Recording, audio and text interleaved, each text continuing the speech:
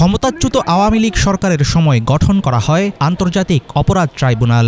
মানবতাবিরোধী অপরাধের মামলায় সেই আদালতই বাংলাদেশের দেশ পালানো সাবেক প্রধানমন্ত্রী শেখ হাসিনাকে দিয়েছে মৃত্যুদণ্ডের সাজা।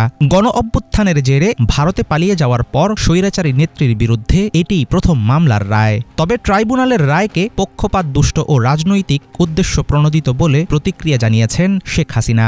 এই রায়কে কেন্দ্র করে আন্তর্জাতিক মিডিয়ায় চলছে সরব আলোচনা। যুক্তরাষ্ট্র, যুক্তরাজ্য, জাপান, চীন, মধ্যপ্রাচ্য, ভারতসহ বিভিন্ন দেশের প্রধান গণমাধ্যমগুলো ঘটা করে প্রকাশ করেছে মামলার সংবাদ। BBC, CNN, Al Jazeera, Reuters, the Guardian, Deutsche Welle, Times of ইন্ডিয়ার মতো গণমাধ্যমে পক্ষে বিপক্ষে উঠেছে প্রতিক্রিয়ার ঝড়। প্রশ্ন হলো, ভারতের আশ্রয়ে থাকা মৃত্যুদণ্ডের আসামি হাসিনাকে কি ফেরত দেবে নয়াদিল্লি?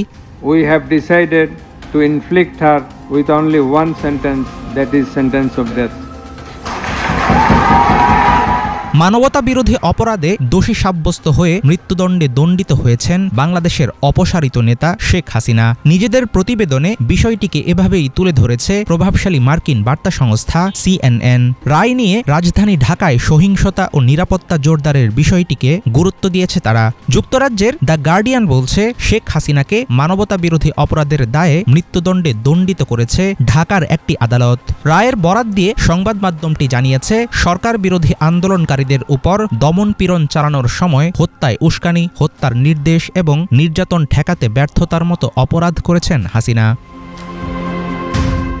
ভারতের বহুল প্রচারিত মিডিয়া টাইমস অফ ইন্ডিয়া বেশ গুরুত্ব দিয়ে প্রকাশ করেছে হাসিনার রায়ের সংবাদ। প্রকাশিত প্রতিবেদনে তারা জানিয়েছে, সাবেক প্রধানমন্ত্রী শেখ হাসিনাকে মৃত্যুদণ্ডে দণ্ডিত করেছে ঢাকার আন্তর্জাতিক অপরাধ ট্রাইব্যুনাল। ২০২৪ সালের সেই আন্দোলনই শেষ পর্যন্ত দক্ষিণ এশিয়ার দেশটিতে পতন ঘটায় আওয়ামী লীগ সরকারের। নির্বাসনে থাকা হাসিনার বিচার তার অনুপস্থিতিতেই সম্পন্ন হয়েছে, এভাবেই মূল সংবাদে তথ্য দিয়েছে ভারতীয় আরেক গণমাধ্যম এনডিটিভি। ক্ষমতাচ্যুত নেত্রী শেখ হাসিনা এই রায়কে অবৈধ দাবি করার বিষয়টিকেও তুলে এনেছে তারা।